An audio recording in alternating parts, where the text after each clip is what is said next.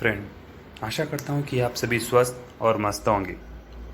आज हम बात करने वाले एक ऐसी मिस्ट्री फ्लाइट की जो अपने डेस्टिनेशन पर जाने से पहले ही गायब हो गई थी।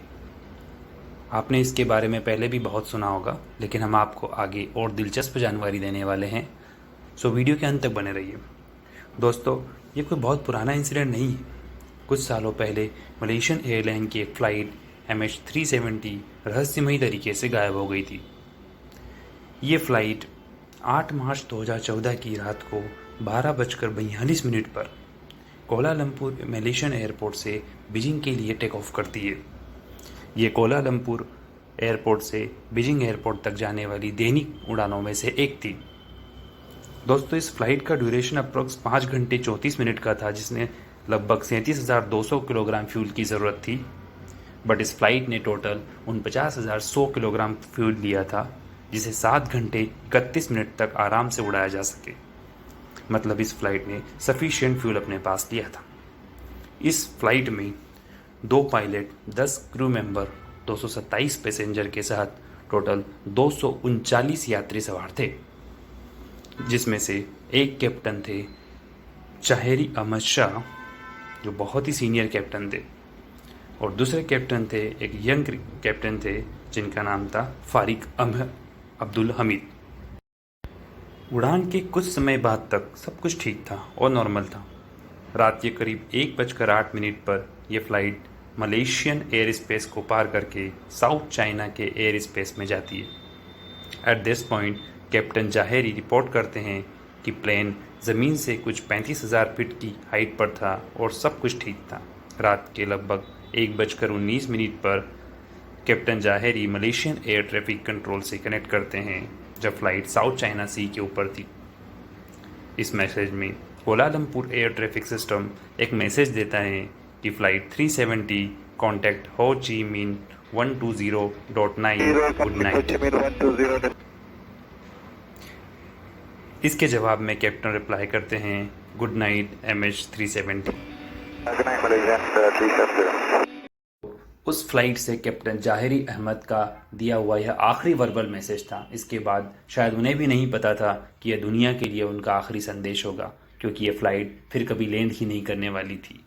उस समय मौसम बिल्कुल साफ था और आसमान में कोई बादल भी नहीं थे।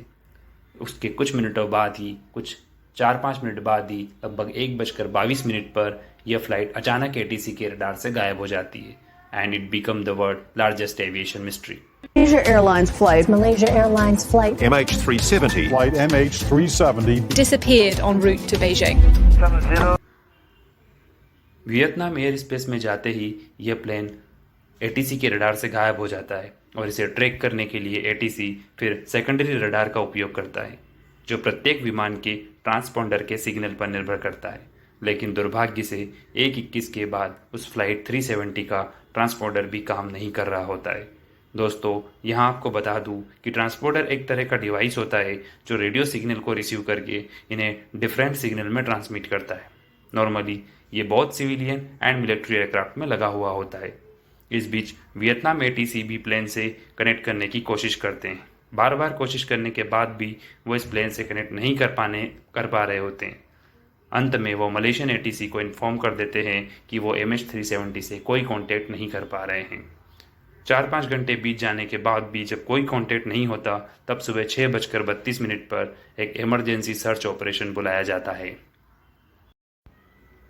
प्लेन का ATC से लास्ट कांटेक्ट 1:19 पर हुआ था, जब फ्लाइट साउथ चाइना सी के एयर स्पेस में थी। इसलिए जाहिर सी बात है कि सबसे पहले सर्च ऑपरेशन इसी रीजन में किया जाता है।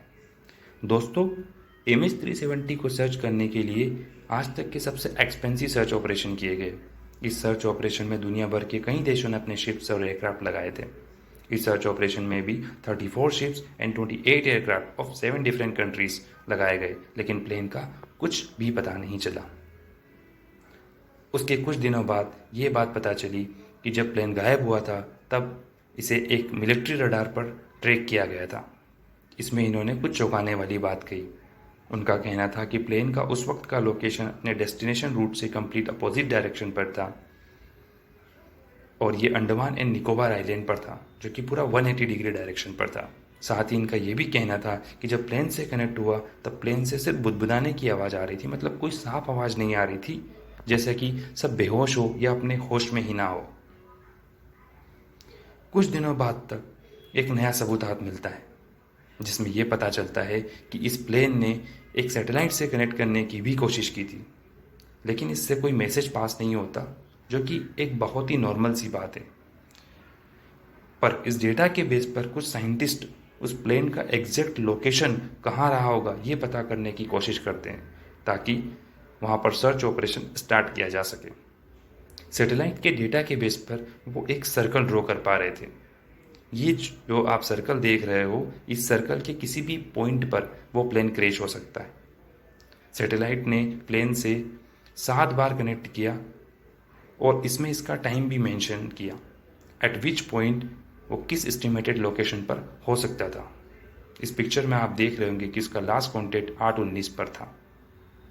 इसके बाद भी कई और थ्योरी और डेटा पर सर्च किया गया, जिससे 7R एंड कुछ और ऑपरेशन भी चलाए गए, लेकिन कुछ हाथ नहीं लगा।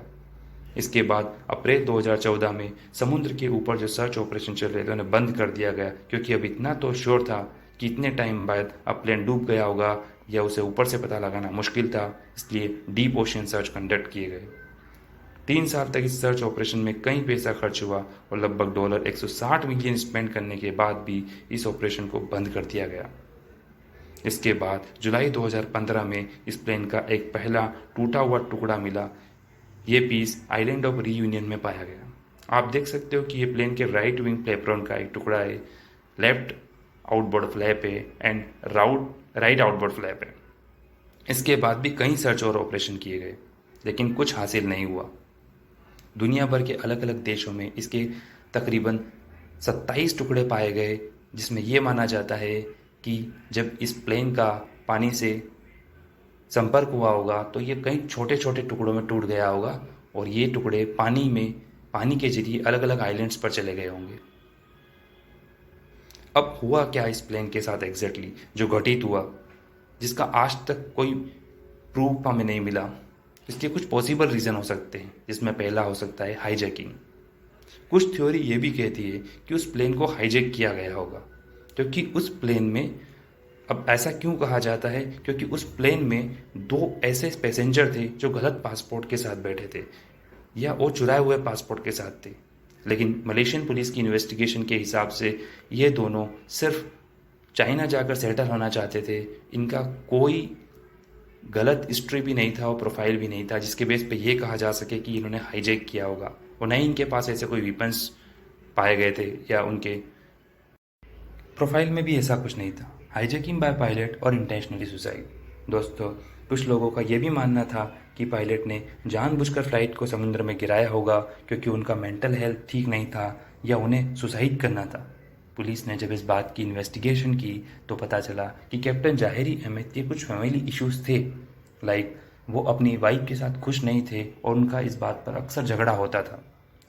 पुलिस ने जब फ्लाइट के टेक ऑफ के 1 दिन पहले के वीडियो फुटेज देखे तब उनके बिहेवियर में ऐसी कोई बात पता नहीं चली जिससे ये बात साबित हो सके कि वो डिप्रेशन में हैं या मेंटली वेल नहीं हैं या उन्हें सुसाइड करना है।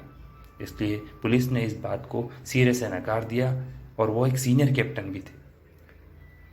को पायलट अब्दुल हमीद का बैकग्राउंड काफ़ी अच्छा था। वो बहुत वर्कोलिक और डेडिकेटेड इंसान थे। उनका कोई फैमिली इश्यूज़ भी नहीं थे और उनकी इकोनॉमिक कंडीशन भी अच्छी थी, इसलिए उन पर किसी तरह से कोई शक बनता नहीं था।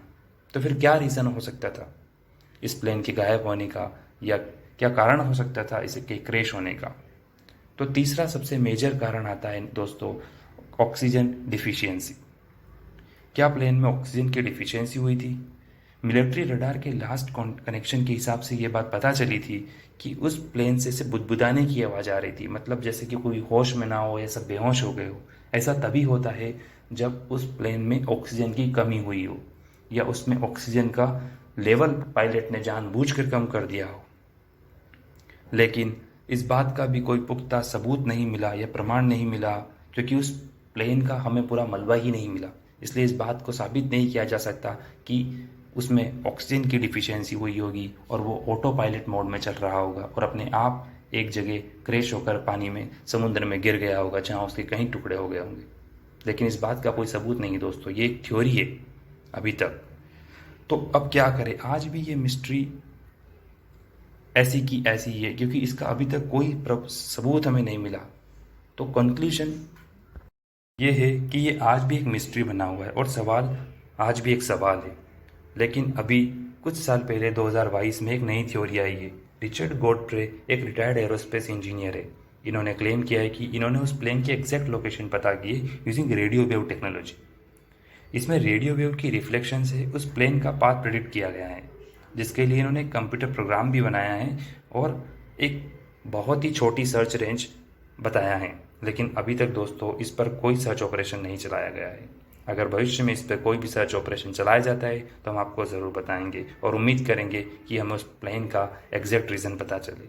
आई होप आपको ये रिसर्च टॉपिक पसंद आया होगा। हमें कमेंट करके ज़रूर बताएं दोस्तों, और please subscribe the channel as we are coming with very informative video in near future. Thank you so much.